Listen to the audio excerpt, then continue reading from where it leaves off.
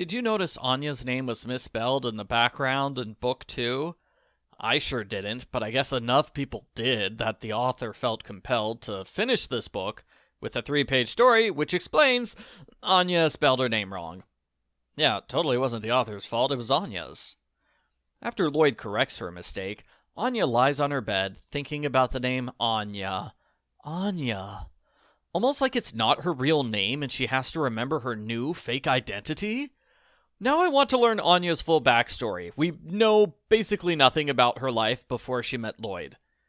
We had the one book which was half Lloyd's backstory. Let's get backstory books for Anya and Yor too.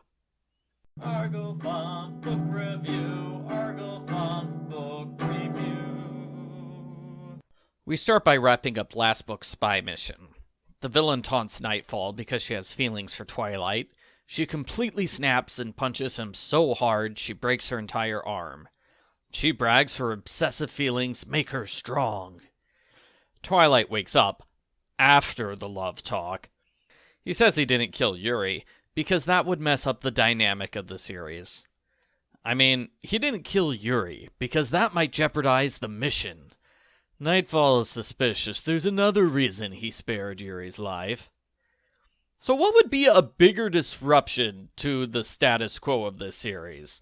Twilight learning Nightfall is in love with him, or Twilight killing Yuri? Okay, it's the second one, that's not even a question. Speaking of back to the status quo, things are normal at home. Yor isn't mad at Lloyd anymore. They have a sweet moment where they talk about depending on each other. For a moment, Yuri thinks Lloyd's a spy, but he relents when he sees Lloyd's arm is uninjured. We get a breather chapter where there's a bunch of silly pictures of the dog disguised as other animals. Also, Handler dresses up like a nurse so she can talk to Nightfall. She thinks Nightfall's crush on Twilight is so cute. So she knows about the crush, but Twilight doesn't? Next is a joke chapter, where Damian wants to give Anya some tea cakes to repay her for the handkerchief incident. He tries to meet with her in private, but their friends keep following them, because the friends want to see them fight or fall in love. I'm thinking the love option is more likely, because Anya is drawn like a gorgeous model. Damian tries running away, but Anya won't let him, because she read his mind, and she's going to do whatever it takes to get the yummy food. They get in trouble with their teacher, which ends up being okay, as he gives them a chance to share the tea cakes together. The kids like it, but then they creep each other out when he thinks she likes him. There's a Yuri chapter where he and his partner Chloe go after an anti-government group. Chloe remembers Yuri from college. She alternates between finding him amusing and finding him annoying, exhausting. Ugh. I know many readers who feel the same way about Yuri. They beat up some rebels, and she slaps him around because he took stupid risks. She thinks he should prove to his big sister that he's a capable adult now, but he misunderstands. He thinks she's saying he needs to work on his fighting skills. Next, there's an old man at the park who is lost and confused. He can't remember where his home is. Anya and Yor try to find his home. It turns out he just moved next door to the Forgers. Anya decides to adopt the Sigmunds as her honorary grandparents. Honestly, I think the Sigmunds should have been the characters on the cover of the book. They're in 3 chapters. Yor's co-workers only appear in the second to last chapter. Their story is so irrelevant, it could have been cut entirely. They're at a charity bazaar for veterans. Millie's father died in the war, and she gets into an argument with a mean group called the Lady Patriot Society.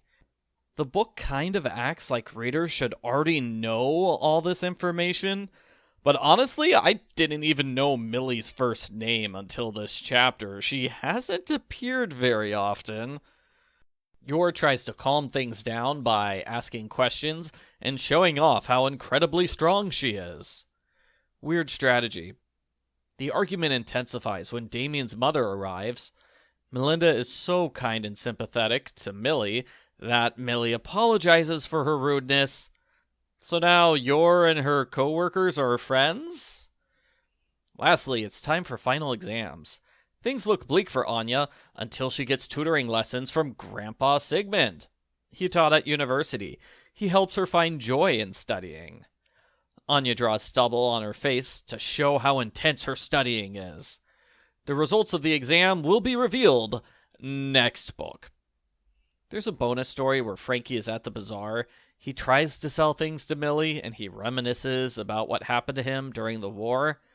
He's Frankie, so he mistakes Millie's sympathy for flirting.